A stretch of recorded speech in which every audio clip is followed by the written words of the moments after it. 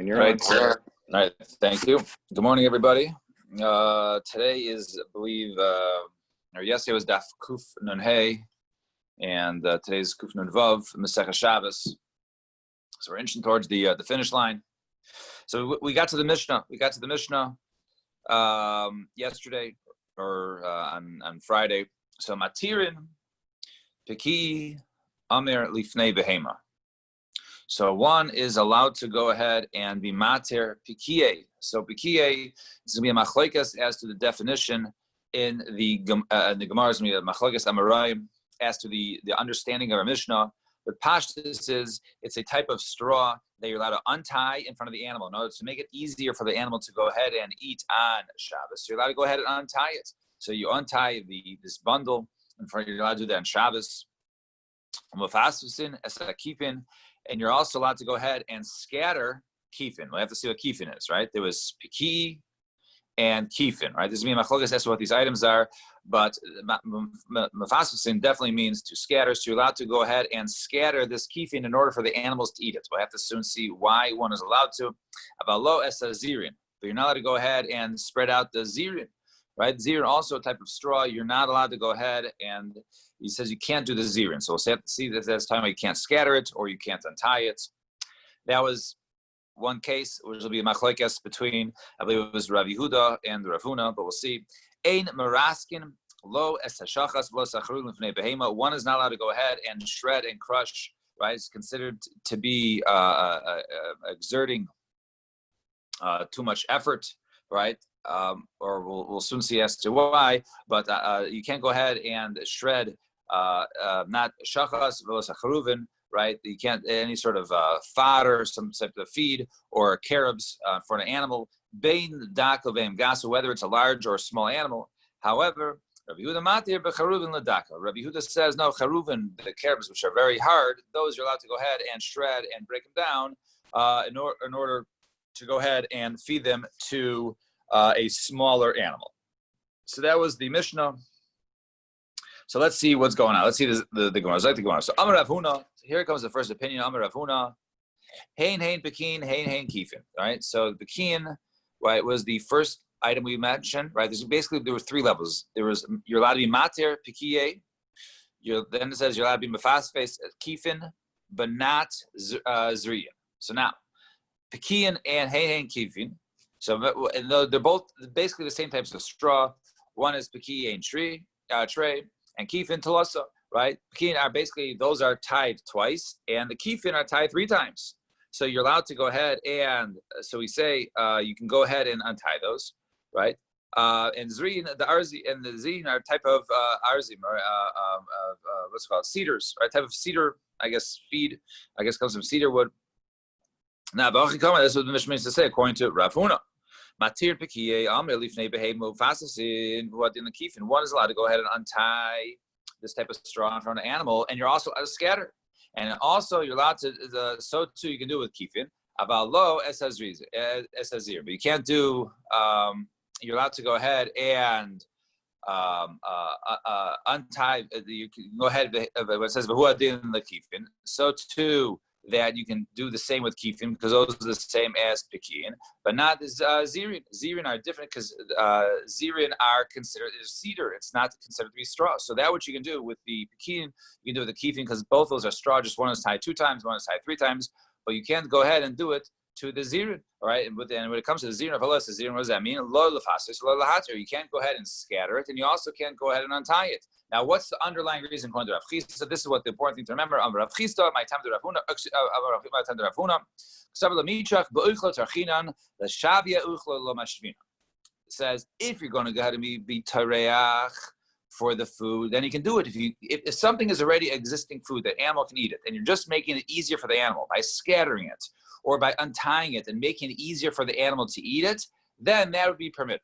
But says Rav Huna, if you're now making it edible, in other words, it wasn't edible before, but by untying it or scattering it out, now the animal is able to eat it, then you're not allowed to do it. So when it comes to the cedar, right? That's not already, the animals won't touch it. They won't eat it. Only by you untying it and only by you scattering it will you make it basically into food for them. Therefore, that's why you can't go ahead and touch it. All right, so that was Rav Huna. Now let's see another opinion of which is Rav Yehuda. Rav Yehuda Amar, Hein Hein Bekin, the Hein Hein Ziri. The first item and the third item are the same thing. Both those are straw, the Pekin and Zrin, and Pekin Shrei and Zirin plus. Pekin were tied twice, and Zirin were tied 3 times. And Kifin the Arzi, and then the middle one, right? The Kifin that was mentioned in the Mishnah was says you're allowed to go ahead and scatter the Zirin. That was referring to Kifin the Arzi. That was the type of cedar. And this is Rabbi Yehuda's understanding of the Mishnah. You're allowed to go ahead and untie, right, the bundles of straw if it's tied 2 times in front of an animal, but you can't go ahead and spread it out. The kifin upaspasi nami lamavsinan. And when it comes to the kifin, right, the kifin, which we said is a type of cedar. So it says you also can't scatter that around. Avaloi hazirin. Right, but when it comes to the third one, it says not the zirin, right? Not the zirin, and we said define a zirin as something which is tied, right, 3 times, right? The straw is tied 3 times. That the phosphate, so you can't go ahead and scatter it, but you can go ahead and be matir. So what's the reason? I'm a Rav my time to Rav Yehuda. So he says, Ksaver shavina uchla mashvina. You're allowed to go ahead and make something edible. If something is not food and can't be eaten, so you're allowed to go ahead and make it edible in order for the animal. However, but in order, once it's already food, then you can't go ahead and do it because it's considered to be a tercha yisera. You're considered to be doing something which is unnecessary. If it's unnecessary, therefore you don't have to. So therefore it limits the amount of unnecessary work. So according to the first Rav Huna, you can't make it into food. And according to the second opinion, you're not allowed to do tercha yisera. But to make it into food, you'll be allowed to do. So Tanan, that's like the mission. It says, it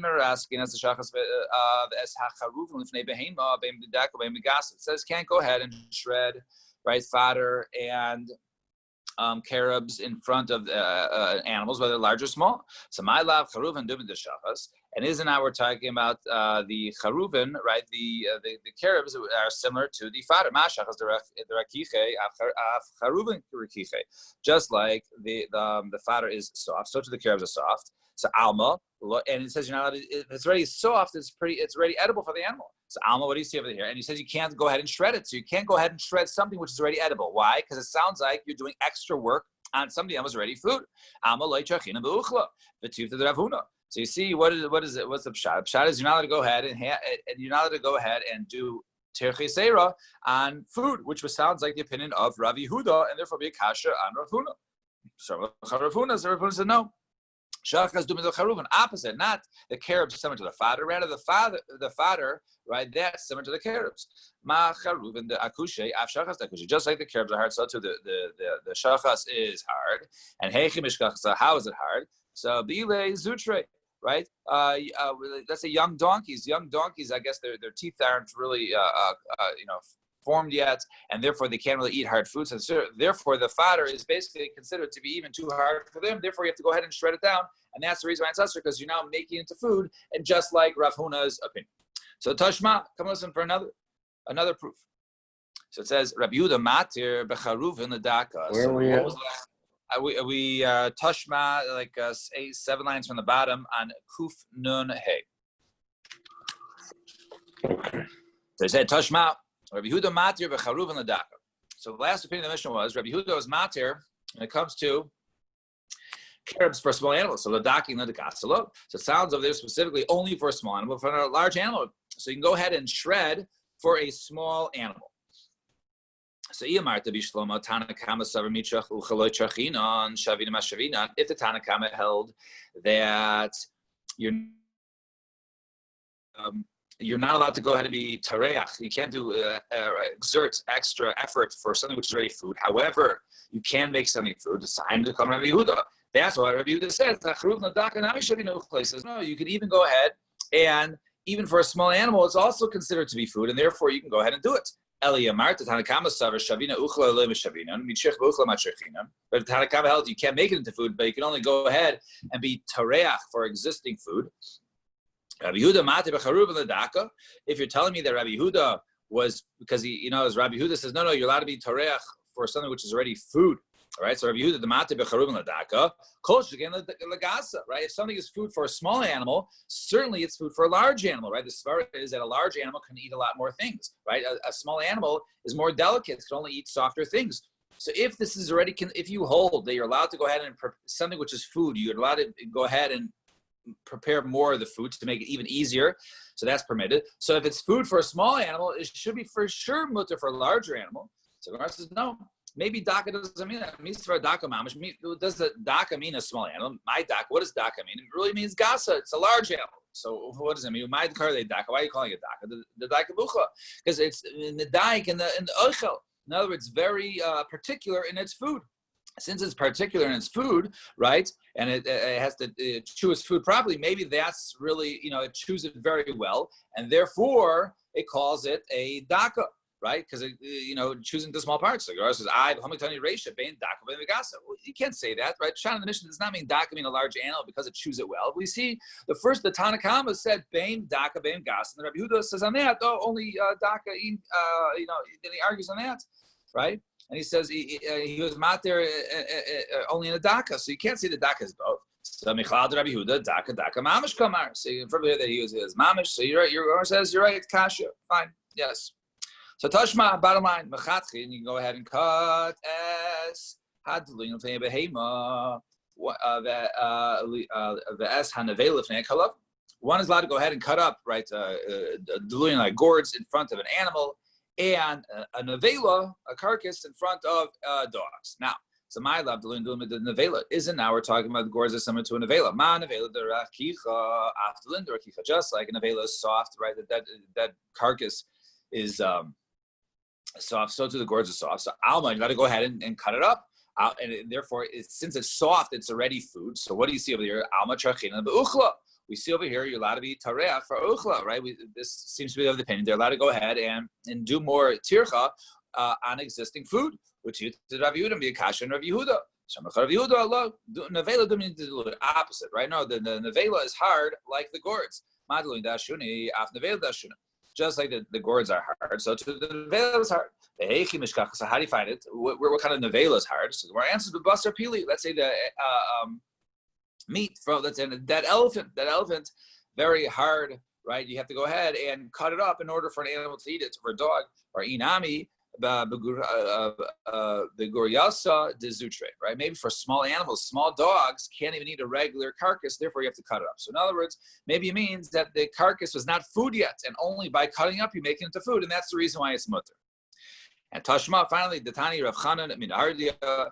Mefrachinan Teben Viaspasta Umarvin. So it says over there, you can go ahead and break up straw and fodder, and you can go ahead and mix it. So Alma Trachina Beuchla. We see over here, we're talking about something that was already food. It was already straw, which is edible for animals. It was already fodder, right? It was already soft enough to eat, and you're allowed to go ahead and break it up, right? And mix it. So what do you see over here is that even once something is food, you're still allowed to go ahead and be matriach for that food. So Teven, Besivna Saria. No, he says, no, maybe it's not food yet. Maybe the Teven over here is referring to Sivna Saria. Maybe it's spoiled, and therefore he has to go ahead and mix it together in order to make it edible. Or in Spasta, and the fathers, Bile Zutra, also young donkeys are not able to eat on their own, not able to eat on their own. Therefore, you have to break it up and make it edible for them. So therefore, it remains a machlokes as to the understanding of our Mishnah. Are we talking about, is one allowed to go ahead and be make something into food, and that's the hetzer, or is the fact that you can't make it into food, but once it's food, you're allowed to go ahead and do a terche seira on behalf of the food to make it easier for the animal, and the Gemara does not end up which way understanding it. Fine. Naya Mishnah. Naya Mishnah. Mishnah says, Ein Oibsin now, also once again, just like with the previous Mishnah, we had different terms which are not so self-explanatory. Once again, our Mishnah uses some terms also that are confusing because they're not common terms. So it starts out as Ein Oibsin es agama. One is not allowed to be oives es agama, right? Basically, we're talking about force-feeding animals. You used to go ahead, let's say, before a long trip, feed a lot to your camel so you don't have to stop and feed your camel. So Ein Oibsin es agama. You can't stuff a camel. Velo dorsin. And also you can be doris, right? You put it into his throat, right? it's not as much as Eifson, it's not as far down as you're feeding the camel, as the person, ain't Eifson, but you can't go ahead and be Darsin. These two types of force feeding, the Gemara will define these terms. Aval Malitin. You're allowed to go ahead and put food in its mouth, and we'll explain the difference, why one kind put food in its mouth, but you can't force feed it. What we're talking about. Now, that was category number one when it came to camels. So there's almost 3 levels. The first 2 were forbidden. The third one was mutter. You can't go ahead and fatten the young calves. However, you can go ahead and put food in their mouths. Malitin, once again, Malitin, same move. You're allowed to put food in their mouth, but you can't go ahead and fatten them. We'll see. Let's see what that is. But you can go ahead and force feed the chickens, and go ahead and put water in their bran. But you can't go ahead and knead it. If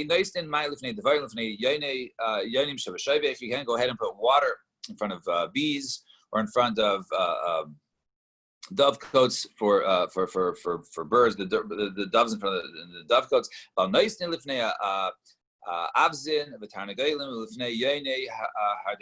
you can go ahead and put food out in front of geese and chickens and other types of pigeons. Those you can go ahead and put food in front of them. So we have to understand the Mishnah, why some cases, some animals you're allowed to, some cases you're not allowed to, and some animals you can, and there's certain types of force feeding you're allowed, and others you're not. So let's see the Gemara.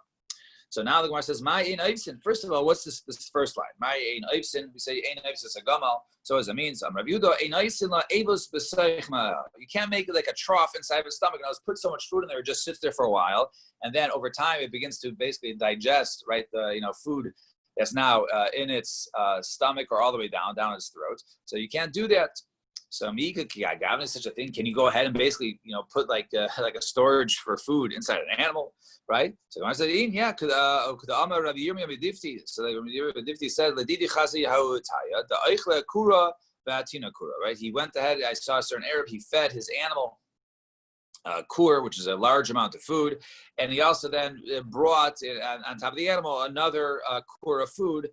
For a long voyage, but we see that basically he stuffed a kur's amount, which is 30 sa, which is close to 144 kabates. Fine. And then it says, the next part of the Mishnah, it says we can't, the next part when it comes to the you can't go read. So you can't fatten it, but you can feed it. So what's the difference between Mara, Mara and Halata? Some Rav Yehuda says it machlokes. Some Rav Yehuda says Rav Yehuda Hamara l'makom she'eino yachol lahachzir. So Hamara is putting in to fan it basically means to put in a place where you can no longer get it out, right? You can no longer basically spit it out. It's all the way down there. That's it. And halata l'makom she'echol lahachzir. Halata can still spit it out. So if you put it so deep down that the animal can't spit it out, that's called fattening it. And the other way is just considered to be feeding it. Halata is just feeding it, where it can spit it out. And Rav Chizda Amar, really, they're both deep down. They can't go spit it out.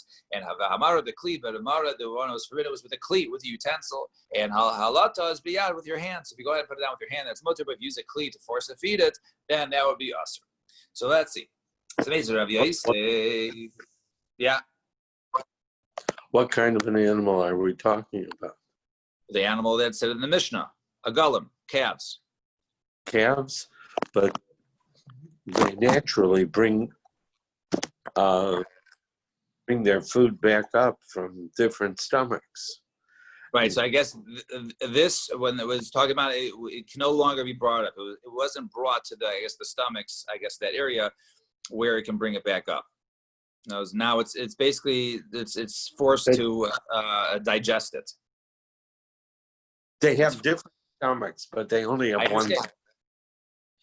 I understand. I'm saying, but it's already to the point. In other words, I believe they digest it like multiple. I don't think they digest multiple times, but once it's in the system, then I guess when they chew its cud, right? So then it goes through the system. But this is basically not where it's no longer in its mouth, where it can just sort of spit it out. It basically is now consumed in one of these, in one of the stomachs. So this is an ego, but it's done because you're breaking up. It's just it's only taking its mother's milk. They're feeding it food here. They're feeding it food. They're feeding it food. Yes. That's what the Mishnah said, right? Right? You're allowed to go ahead and do malitin. You can go ahead and feed it. So let's see the Gemara. So the Gemara says, so now the kasha. So now we had the machlekes between Rav Yehuda and Rav Chisa. So Meisiv Rav Yosef. So the next part of the Mishnah says you're allowed to go ahead and force feed the chickens and certainly just feed it. Now you can't go ahead and feed the birds in the dovecote and the other doves, right? In the attic. We can't feed them, and certainly we can't force feed them. So what does it mean to feed it and force feed it? So if you mean force feed it with your hands, and malakitim the shalei kamayu, and then just feeding it just means to throw food, put food in front of it. So then it says you can't even feed it. So you can't go ahead and just put food in front of the dovecote. Of course, what would be forbidden about putting food in front of the dovecote? Obviously, the feeding must be that you're feeding it, right? You're force feeding it with your hand. So therefore, rather both of them are referring to that. Must be talking about a case. The machlokes is both of them are talking about when to feed and to force feed is both putting in a place where it can no longer just spit it out. And what does it mean? And therefore, you see that malaktin was meaning a place you couldn't put it, but he's putting it. And the malaktin, or just to feed, was where you can go ahead and bring it back. But hamara, so that was talking about malaktin. So hamara must be that you are force feeding, but you already said force feeding is even the malak, right? Is already the other term, right? Is already for the term for halata. So therefore, it must be hamara must be referring to force feeding more, which is what with a kli. To use to the Rav Yehuda, and therefore it's a tiyuf on Rav Yehuda.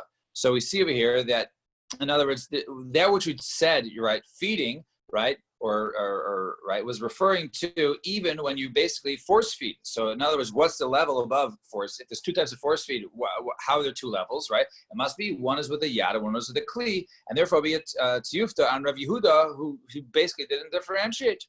So Amar Lecha Rav Yehuda, no, li'elam. Malahaktin, the sefer the bedayim. Really, malahaktin means when you force feed it, that does mean with your hands. But malahaktin the shalei kamayu, and that which we said just to feed it, that means we asked her to feed it. That means just to throw food in front of them. And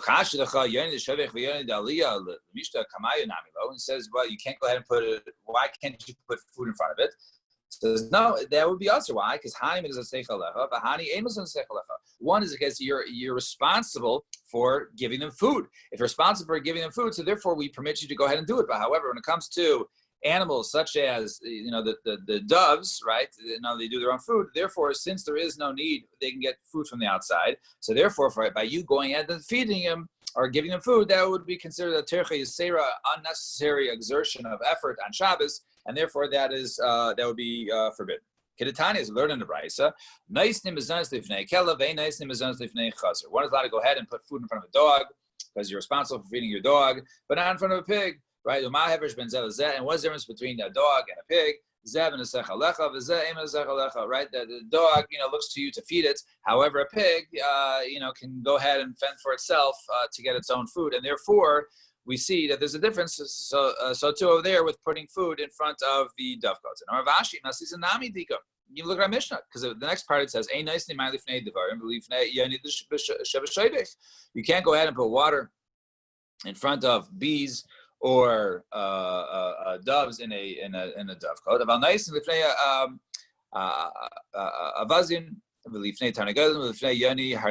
you can go ahead and put in front of different types of doves and chickens and geese. What's the reason why? Because when it comes to the geese and the chickens, right, so they depend on you. So therefore you go and feed them. But when it comes to the bees and the other doves, they don't need you for food. They go out and get their own food. And therefore it would be us to go ahead and effort. So the one says, according to you, why does it say water? They should say wheat and other things and barley also.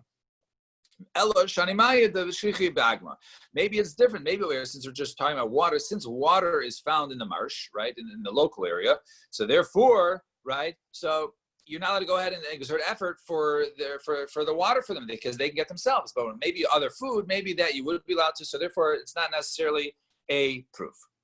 Now, Darash Rabbi Yona Apischa de Beinasia. So Darshan Rabbi Yona by the entrance of the Beinasia. What does the pasuk mean? Yodea tzaddik din dalim. Right, the tzaddik knows the din, the suffering, the poorness of the poor. So Yodea Kadosh Baruch Hu bekelav shemizanosav muatim. Hakadosh Baruch Hu knows, right? The tzaddik knows that for a dog, his mizonos is a little. He doesn't eat a lot. He doesn't get a lot of food, a lot of opportunity. Therefore, therefore, the food remains in his inside him for 3 days. It takes them 3 days to digest. Therefore, they get, they stay full for a long time. So let's say a dog went ahead and consumed a carcass, right? A carcass, and the dog died, right? So the dog died. So if the basically the flesh, the corpse flesh inside of the dog was consumed, right? Then it's basically part of the part of the dog, and therefore it's just a dead dog, right, with no human body. But if, let's say, it just recently ate, right, a human corpse, and then the dog died before it digested the human corpse, so therefore it would subject others to tuma, as if it was just a from the human remains. So how long does it have to be in the stomach? So it says bekelav shloshi yamim meis liyes. It's 3 days, or if which is what 48 72 hours. It would be from the time when the dog dies. It was v'dagim kadesh tipol or v'tisaret. However, when it comes to birds and fish, right, they consume it right away. Basically, the amount of time that you drop something into a fire and it burns, so too the fish and the birds, would digest a corpse immediately, and therefore, if the fish or the bird die immediately, it would not be, matami tumas oil. And Rav Nuna Shmamina, arech ara lemishda umtza lekalva. Person should go ahead, and therefore, if you see a stray dog, throw a piece of meat. V'kaman, how much? I'm a Rav Mari, masha chudna. Measure out the nuna, an ears full, the chutra bas, but hit it afterwards, right? You have to hit it afterwards, because if you don't hit it right afterwards, the dog will continue to follow, because now it knows who's going to feed it. And hanimili b'dafra is the only time we're referring into a desert. But in a city, lo da'as l'misa, because then the dog will continue to follow you, because I guess the city dogs will are known to follow in Amarafaba. Less the anya mikalva, but less the asir michazira. Right? There is no animal. There is nothing which is poorer than a dog, but there is nothing richer than a pig. Fine. Tanya Kavasi Rav Yehuda. So we learn in Bryce Garner Yehuda, Ezi Amara Ezi Halata. What is considered Amara and what is Halata, right? The fattening, which is forbidden, and what is considered to be just feeding, which is permitted. So Hamara, the Marbitza, Upaike says Pia, you go ahead and you put it as, you make it, Marbitza, make it go on the floor, then you open its mouth, Umachila, Karshina, Umayim Vasachas. Then you go ahead and you feed it. Karshina, and you put vetch and water in at the same time, right? That's how you feed it. And halata, machila, umed, mashkem, umed. You go ahead and you give him standing up. You don't force it down and open its mouth. Rather, it's standing up and then you give it water. But nice and karshina, right? And then you open its mouth, or then it opens its mouth. Then you feed it vetch at one time and water, but you don't do it together. That's called halata. That's just regular feeding. And then we said. 2 dots, we said, you're allowed to go ahead and force feed even Tarnagolim. Someone Rabbi Amrisa coming to Ma'ar, asking Samana, we said, who's the Mishnah according to Samar Ali? He said, this is Rabbi Yosef Yehuda. It's Rabbi Yosef Yehuda, because the next part of the Mishnah says, right, you can go ahead and mix the water with the bran, but you can't go ahead and knead it, right? One of the malachas on Shabbos is kneading, so you can't go ahead. And normally, you need dough, right, with flour and water. Over here, we're talking about bran, right, which is not necessarily always put together, but over here, would be the opinion of Rabbi Yosef Yehuda, who says you're allowed to add water, just don't go ahead and knead it. So the Tanya in the Brisa says, one goes ahead and puts flour, and one puts water, making dough. Whoever puts in the last one, right, is chayiv for kneading. And whoever, if the last thing was the water put in, right, he's chayiv, or if the last thing was put in was the flour, then he's chayiv. Divrei Rebbe, that's been a Rebbe. Rabbi Yosef Yehuda Aimer eino chayiv ad shigabo. You can mix it together as long as you don't need it. So we see that our Mishnah says you can mix the bran with the water as long as you don't need it. That is the opinion of Rabbi Yosef Bar Yehuda. And then Gemara says, no. Dilma ad kan come Rabbi Yosef Bar Yehuda hasam ela kemach. Maybe that's only kemach, normally mixing flour with water, and that's the reason why you have to go ahead and eat it. The bar gibel, because that's something which is normally needed. More so when it comes to bran, the labar gibel, Rabbi Yosef Bar Yehuda might, maybe Rabbi Yosef Bar Yehuda might, since you don't normally need it together. Maybe just adding the ingredients together would make one chayiv. So no, lo yisakadai. You want to say that? Why? The Tanya we learned in Bahedya. It says in the Brayso of Favorish, "Ein nicely mind lemurson." Right? You can't go ahead and add water to bran.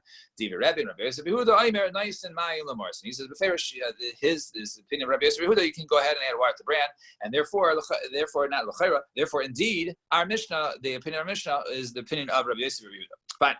Taner Rabbanan, bottom line. Ein goivlin esakali v'yesh imim goivlin. Okay. In the case, this is that they discussed before, what was the malacha involved? Which case? The feeding of the agalim or the putting food. What malacha? It's not a malacha. It's tercha yisera. And doing extra work on Shabbos. So that's what we've been discussing as Turkey Seda, right. Except for which talking about Lisha. Right, needing it, right. So Tana Rabbanan, Ein Goivlin Sakali, V'yeshen Goivlin. You can't go ahead and knead. Kali is toasted grains, right? That's they were dried out, right? And they were in an oven, right? They were like toasted. So Engliv is a kali. You can't go ahead and mix it, I guess, with water. And some say Yeshem and Goivlin. Umani Yeshem. Who is the Yeshem? So Rav Chizda says Rav Chizda. That is the opinion of Rabbi Yosef, Rabbi Yehuda. That is the opinion of Rabbi Yosef, Rabbi Yehuda. And Vahandi Mili, who the Mashani says that Rabbi Yehuda said you can go ahead and eat it with these toasted grains only if you do it with a shinui. And Heichi Mashani, some Rav Chizda, al yad. You know, if you do it slowly, not the normal way, one handful at a time, not all together, one handful at a time, that would be mutter. The Shavin and everyone agrees, Shevachushin is a Shas is the Shabbos. You can go ahead and stir the Shasis on Shabbos, right, which is similar to the toasted grain before. The Shaisid Zisum Mitzvah, you can also go ahead and drink Zisum Mitzvah, even though it's normally drank for, I guess, medicinal purposes, you're allowed to go ahead and drink it in this case. What do you mean everyone agrees you can go ahead and mix the Shasis on Shabbos? We said in Goivlin. We said you can't go ahead and the bottom it said, right, in Goivlin is a kali. So why over here it's saying it's mutter? So if it's thick, then that's such a case, then it's us to go ahead and mix and knead it together. But if it's soft, if it's not thick, if it's thin, if it's loose, then you're allowed to go ahead and mix it. Mashani also, once again, only if he does it differently. In Heichi Mashani, how does he mix it? I'm Rabbi Yosef. During the week, he puts the vinegar, and afterwards he adds the shasis, right? The toasted grain, right, with the water, or with the toasted kernels, right? And b'Shabbos, but the Shabbos nice is the shasis. First he puts the shasis, and afterwards he puts the vinegar. And Levi berei de Rav Huna Bar Chia. So Levi who was the son of Rav Huna Bar Chia. Ashke legabola de beinashe. Right, he found, I guess, the person, one of the house attendants. He was in charge of making the food, feeding the animals. So what did he do? The chagabel b'safi Torah. He saw that he was going ahead and kneading it. He was mixing it together, right? The water with the flour, and he was feeding it to the shore, to the ox. And Batishbe, so he was walking by, Levi kicked him to show him his disapproval of it. So his father found it. So this is what the father of your mother said in the name of Rav, who was there, Rabbi Yerim Abba. Goivlin v'loi masfin. He says you're allowed to go ahead and knead, but you can't go ahead and feed it too much. You can't go ahead and feed the animals too much. right? You can't go ahead and in such an animal which doesn't basically can't eat on its own. You can go ahead and force feed it. You can force feed it, but as long as you don't go ahead and mix it, right? And you mix it in a different way. And Amar Rav Yemer bar Shlamaya Mishmei Dabai. The Shasi Bar, how do you go ahead and mix it differently? You do it sideways and then forward, right? Side and forward. I love Ma'ariv Shapi, but you don't mix it good. Some of you the Menara Likli. Then you put in a Kli and then you shake it. In other words, so it was permitted to go ahead and feed the animal as long as you go ahead and you knead it and stir it and mix it in a different way. Now the Gemara gets off a little tangent. So Ksiv, Pinkasei, the Ziri, it said on the notes of Ziri. So he wrote in his note, he found it written in his notebooks. So Amrise Kadim Rebbe, I said before Rebbe, and who was his Rebbe? Mother Reb Chia, that was Reb Chia. Mahu Legabel, what's the halacha the Gabel to go ahead and mix, right? The bran and the water on Shabbos. So he says also Mahu Lefarik. What is the halacha from moving from food from once again a tircheser from moving feeding from one animal to another animal to put from one pail to another pail? So he says Amar Mutter. And Rav Menashe says Rav Chad. So the reason why I brought this is because of the first question was by Legabel, right? Kneading, and that was also written as notes regarding tirchesera of putting food in a container for an animal. And Rav Menashe Chad Kamei Chad, you can put food, right, one portion in a container for one animal, or a tray, or two portions in Kamei tray in front of two animals, right? Shapir Dami. However, Tulase Kamei tray also, but to go ahead and take three portions for two animals, that's already more than they need, and therefore it's us, it's tirchesera. If Amar kav afilu kabai, you can give him a kav, and ulamar kur afilu kuraim, you can give it a kur, which is much larger. So there is no maximum amount as long as it's considered to be a portion. Therefore, you can go ahead and feed the animals as much as you want, right? You're not limited. So that was the Pinkas of Ziri. Now, Ksiva Pinkasei, the Levi, it was written on the notes of Levi. So what did he write? Amrise Kadam Rebbe, I wrote, I said before my Rebbe, who was his Rebbe? Rabbeinu HaKadosh. That was Rabbi Donasi, Rabbeinu HaKadosh. So Al Dahavi Galilin Shasisa Bavava, but that which people were they were kneading Shasisa, right? The Shasisa was the toasted, right? Toasted flour that was mixed with water. And Bavel, they do it. Vahavi Tzavach Rabbi, and Rabbi used to go ahead and yell at the woman who was there, Rabbeinu HaKadosh, as Rabbeinu HaKadosh, and he said, Al Dahavi Galilin Shasisa, Velesh Shemislei. I used to go ahead and yell at them, right, for kneading on Shabbos this shasisa, but no one listened. However, I didn't have the power to listen to me. Why? Because of the fact that Rabbi Yosef Yehuda permitted one to go ahead and mix the mixture of Kelly, all right, this type of shasisa. Therefore, no one listened to me because it was already a heter, and therefore no one would listen to me. And Ksiv, I think say the Rabbi Shub and Levi, Hi man, the V'chad b'Shaba Yeh Gavir V'Loi Chadabe. Right, somebody who was born on Sunday, right, Chad b'Shaba, right, he will be a gvir and no one v'loy chadbe, right, and there won't be v'loy chadabe, and there won't be one in him. What does that mean? It's my v'loy chadabe, so ilim v'loy chadatuva. If it means that we're talking about a case that he won't have any good. Rav Ashi on a b'chad b'Shaba havi, right? Rav Ashi was born on a Sunday, so obviously it doesn't mean that there's no good in somebody who's born on a Sunday, because you see Rav Ashi is born Elav Chalabisha. Maybe it means that he'll be one, so he'll only be bad. All right. Actually, he'll only be good, right? Knows he won't have any sign of badness in him. But Rav Ashi, Ana v'Dimi bar Kakuzasa, Havina b'Shaba. Me and Dimi bar Kakuzasa, we were born both on Sunday. Ana Melech, I became Rosh Shiva. Vuhavi Reish Ganavi, and he was the head of the Ganavim, right? He was the mafia boss. So we see that he was a very bad individual. So you can't say there was no bad in someone born on Sunday, because you see that he was born on Sunday, he was bad. Ella ikul tuva ikul visha. Perhaps it means that rather either he's all one or the other. Either he's all good or all bad. Fine. And Haiman, now we get speaking of someone who was born on Sunday. Now we're going to go to all the days of the week. So Haiman, the B'trei B'Shava, someone who was born on a Monday, B'trei B'Shava, Yegavir Ragzan. You become angry, my time. What's the reason? Meshub, the Fligo Mai, because that's when the waters were divided. So therefore, he'll also make a divided individual and be angry. And Haiman, the B'tlas B'Shava, he was born on Tuesday, Yegavir Asir, the Zanai, he'll be rich. However, he'll also be a Zanai. He'll be an adulterer. Right, my time. What's the reason? Mishum dikir be'asavim, because that's when the asavim, the grasses were created, many different types of grass. And they all came forward. So therefore, a certain person will be wealthy, like it will all come forward, but it's all mixed up together, and therefore, just like adulterer is, mixed up with others. And Haiman der Shabbat, someone's born on Wednesday, Gvir Chacham and Noyer, right? He'll be smart and a Talmid Chacham and wise. My time was the reason.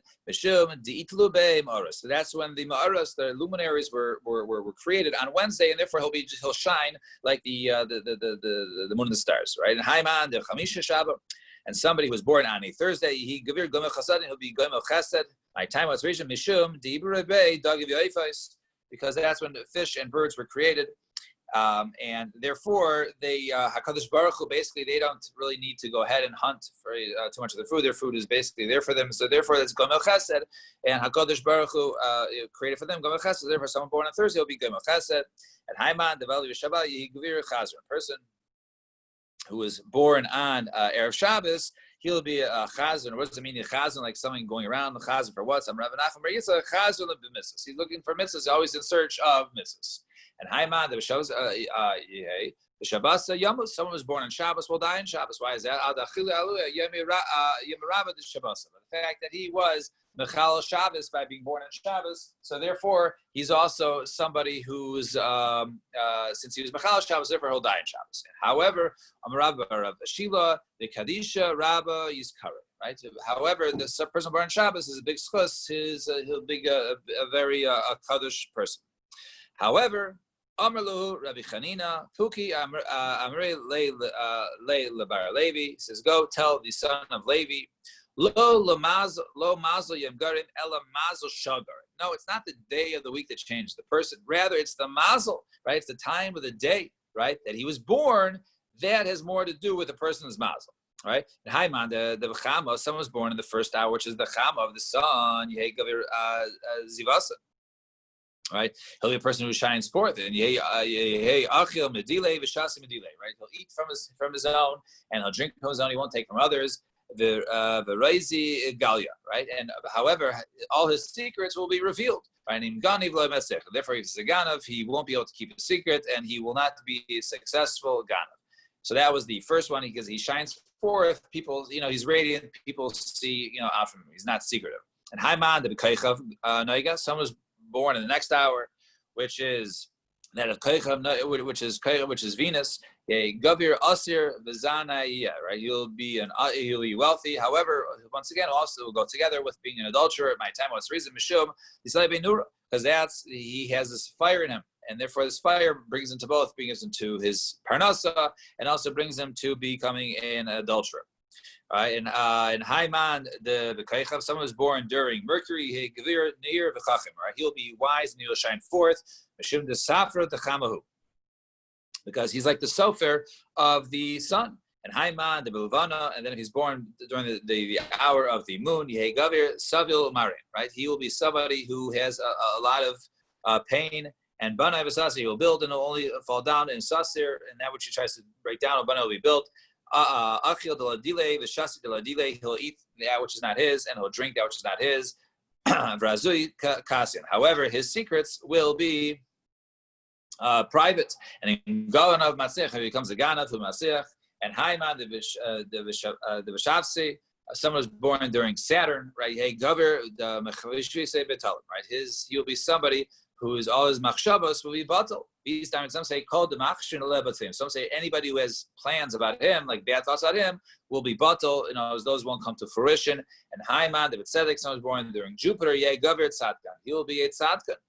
And what does that mean? Amrav Nachar Yitzchav Tzadka b'mitzvahs. So he'll be someone who chases after mitzvahs, and he'll be somebody who gives of himself.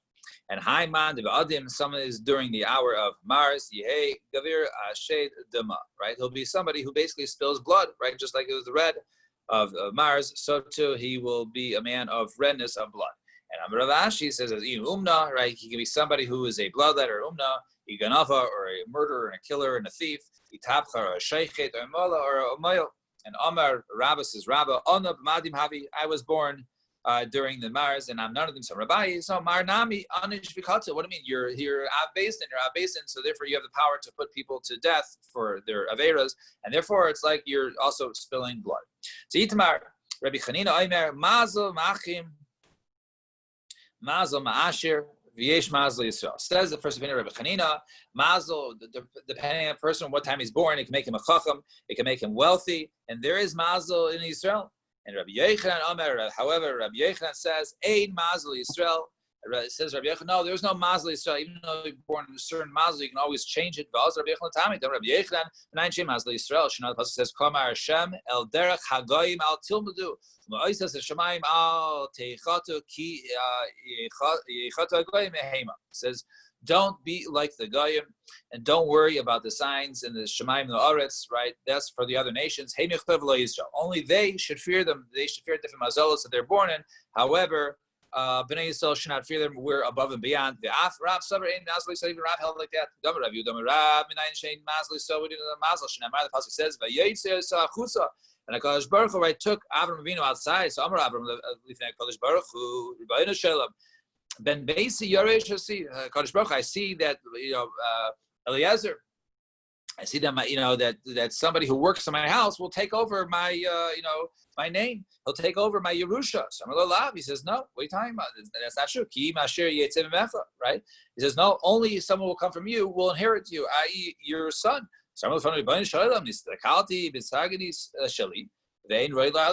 I looked in the stars and right in astrology, and I don't appear to I'm not supposed to have any children. So Amalei say meets Taganinus Shalcha She'ed Mazal Yisrael. No, don't worry what the astrology seems to tell you. There is no Mazal Yisrael. So my daischa dekai, right? Tzedek b'marav. What's the reason why? Because you think that the Tzedek, right, is the Jupiter is in, b'marav is in the west. Ma'adrina mekmile mizrich. I can move it to the east. I know that's the pasuk means miheir mizrach Tzedek yakrei l'raglos. It says who took Jupiter from the east, that because of him, because of Aravina. In other words, so we see that Kodesh Baruch Hu can change around the astrology for Bnei Yisrael. Fine. Now we're going to have three Maisim, which lead us to the Mishnah. So we the Shmuel Nami Ein Maz Yisrael, and also from a Maisa with Shmuel, we also see there is no Maz Yisrael. We're going to bring three cases. So the first one is the Shmuel the Avle Taviyasi. One time Shmuel and Avle were sitting. And someone's going by to the marsh. That guy, you see that person going there? He's going there, I see, and is mazel, and he's not going to come back. All right? So, Tariq, right? A snake is going to go ahead and bite him, and he's going to die. Shmuel, Ibar Yisrael, who Azav Yasi. What do you mean? If he's a Yid, then he's going to go and come back. Don't worry what the mazel say. Adiyasi, Azav Yasi. Meanwhile, they were sitting there, and he came back. So Kam Avle Shadi Latunes. So Avle was very confused. So he took the guy's bag and he threw it down. Ashkebe Chiva the Pasik was Shadi Betarte Gobi. He saw the guy basically, he had a bag. He went to go ahead and cut reeds there. And he opened his bag. He threw his sack down. He saw it within a sack. There was a snake there among them. It was chopped in half. When he was chopping, the reeds to go ahead and cut them, he also chopped the snake. The mazel was for the snake to go ahead and kill him, and he had his chus, because he was part of Bnei Yisrael, right? Therefore, he was above and beyond what the mazel was supposed to be, and therefore he had the chus of killing a snake. So Amalei Shmuel. So what would you do? Did you do anything beyond the ordinary to go the chus that to save your life? So Amalei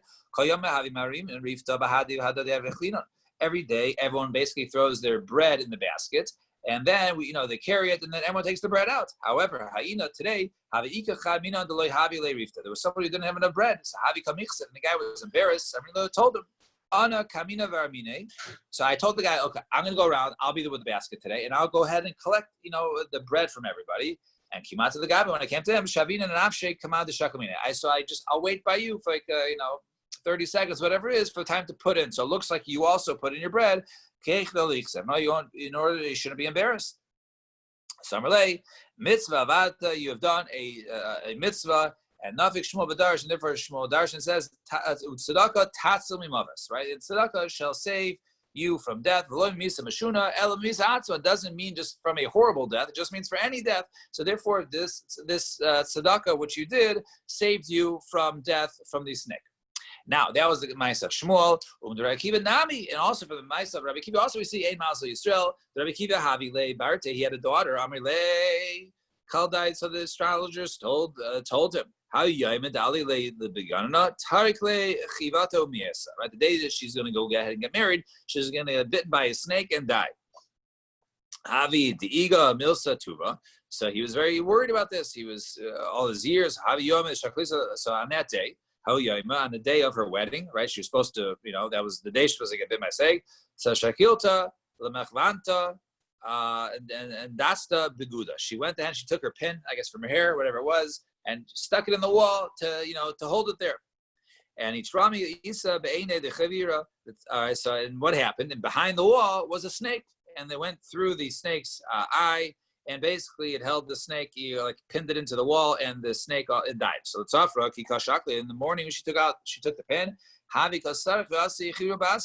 right? The snake also came out because it was stuck to the pin. So the father, Rabbi Kiva, saw it. What did you do? Right? What special schus did you have that you killed the snake? So she said to them, it was in the morning. The morning of the chasna yesterday, there was a poor person that came to the gate. And everyone was busy with the suda from the wedding. The shemia. So and nobody heard him. So kamina shaklita levistani dehavisle. So I went ahead and I gave him my meal for the wedding. And Yavitanile, and I gave it to him. Samar Los. He said, "Mitzvah, you did a mitzvah here, and they would save your life." Enough Rabbi Akiva v'darish and darish and tzedakah tatzim avos, and giving charity saves one from death. Not only just from a horrific, terrible death, but even just death itself, one is saved for. Not only that, also for the Ma'aseh Rav Nachman Bar Yitzchak in Mazel Yisrael, we see there's a Mazel Yisrael demon the Rav Nachman Bar Yitzchak, because the mother of Rav Nachman Bar Yitzchak, right? She I guess the fortune tellers, the astrologers told her, Barich Ganav Hafi, right? Your son, right? Rav Nachman Bar Yitzchak, your son is going to be a Ganav. However, so therefore she was very worried. She wanted him to be Yari Shemaim. So she said, you should always have your head covered. So so she said, so Amrile, so Kasira Shecha Ki Hechet Muslim Shemaim, cover your head in order that you should always have the fear of heaven upon you. So boy rachmi, and then she davened for him. However, lo yavdi my comer, he never knew why she told us she was so makbid. And Yomech one day Yosef Kagari is to the dikla. One time he was sitting, he was learning under a tree, nafa glima meleration, and then the glima, I guess the cover came off his head. And Dali Eine Chazil dikla. And then he looked up for a second, and he saw, I guess, the tree that fell down. And Alima Yetzer, and then his Yetzirah came to because he didn't have his head covered, and so. Salik apaske lekibure b'shine, and he went up and he took some dates. I guess he took them off the tree without permission. So he took off the tree without permission. In other words, that moment of Yetzirah, he basically stole, or he took off without permission. Perhaps they were hefker, but we see that he was supposed to be this great Ganav, and the mother prevented him. So why was the mazel wrong? So all these mice, we see that the mazel was wrong because mazel Yisrael, and there's only the astrologers, and that only goes to the other nations. When it comes to Bnei Israel, there is no mazel. Shkoyach, everybody, we'll stop here at the Mishnah a little early, but we'll say this for tomorrow, and we'll continue here. Everyone should have a wonderful day. And Mitzvah Shem, tomorrow we have the last blot, and I think that I have to look back, but I think that our first blot was the Monday after. It was the Monday after Purim, right? Because I think Sunday morning we were in Shul, and then everything canceled that Sunday. So I have to look back. It was maybe Daf Hay or something like that in Shabbos, but we've gone through 150 blot via Zoom. So tomorrow, Mr. Shem, we shall continue. Go 7:20 tomorrow. Have a great day.